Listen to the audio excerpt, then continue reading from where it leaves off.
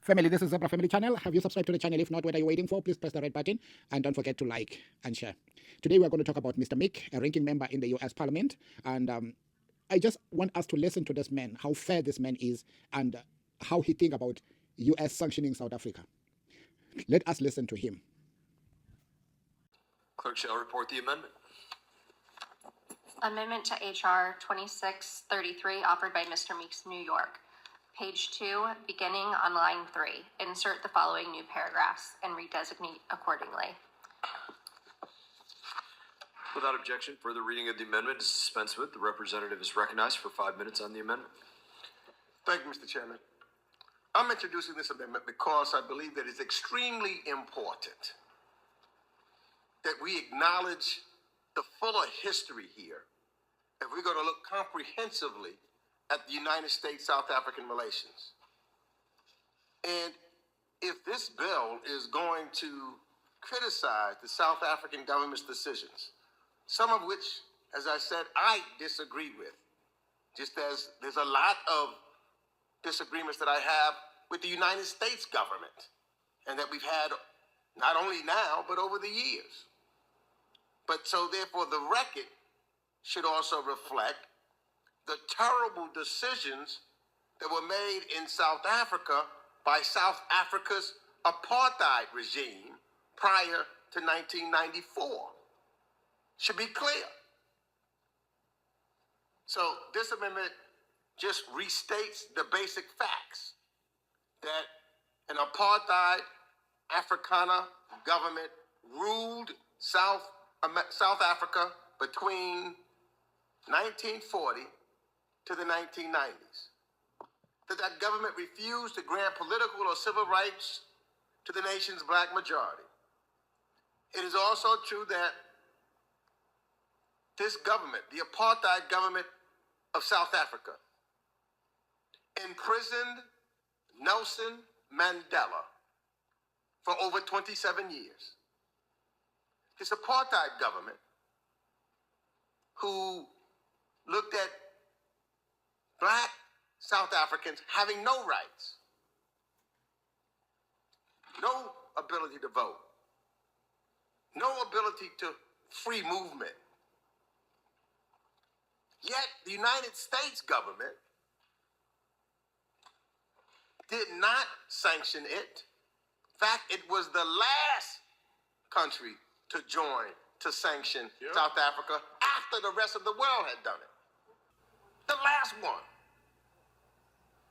Nelson Mandela became president of South Africa in 1994. Yet it took from 1994 to 2008 to even get Nelson Mandela off the terrorist list in the United States. We've got a lot of work to do to make up to South Africa for our awful behavior. So to come in this short period of time, as Mr. Jackson said, in less than 30 years, and now want to sanction the South African government after all that it has been through is just wrong. And this record should reflect the true history of what has taken place, because this amendment takes us back to where we should never want to go. We should be able to sit down and talk to South Africa, who over those last 30 years, with the leadership of Nelson Mandela, have worked with us cooperatively also in many areas. This disagreement that we have on certain issues shouldn't cause a fracture that will lead us continually to move in the wrong direction. So if we're going to do this kind of amendment, let it reflect the true history of what has taken place. Let it reflect South Africa's place of leadership on the continent of Africa for the last 30 years. Let it reflect the spirit of those black South African citizens of coming back and being able to become presidents and governments headed by black South Africans when they've been forbidden to do it for such a long period of time. So I urge my colleagues to support this amendment so that the record would be clear and reflect who and what South Africa represents in its entirety and not in just a limited viewpoint. Now you're back to balance of my time. Any further discussion? Mr. Chairman. Representative Jackson. Thank you, Mr. Chairman. In the middle of the night and in bad faith, Democrats introduced this amendment, which has no relevance to the underlying bill.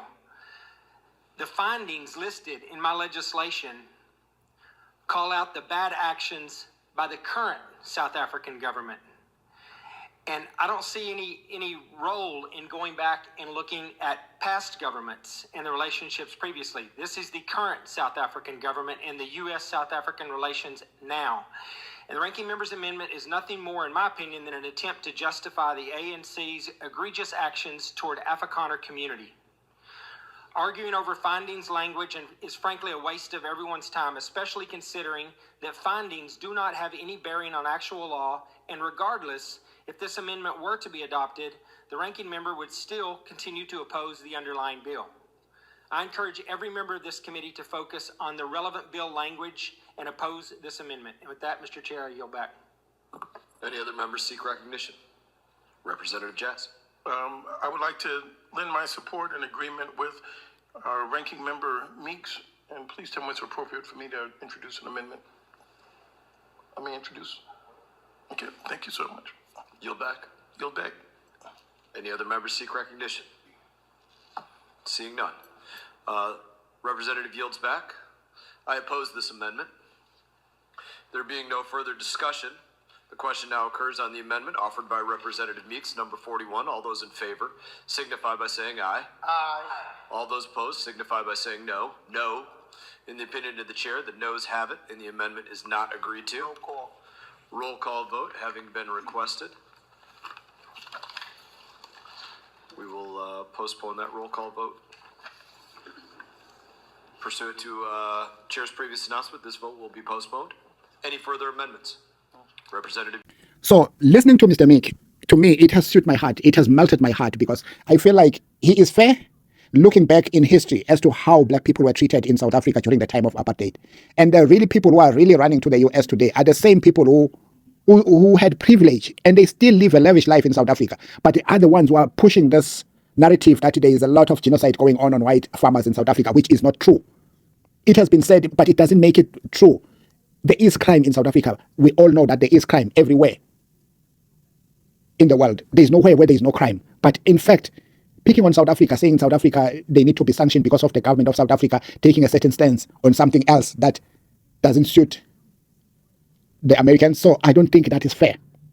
As much as apartheid was oppressing black people, and the USA was the last to come in the ship and say, this is enough, we cannot treat black people this way. When all countries were complaining about the treatment of black people in South Africa, in their own land, but they didn't see it. But now, because somebody's standing on the mountain saying this about South Africa, it doesn't make it right.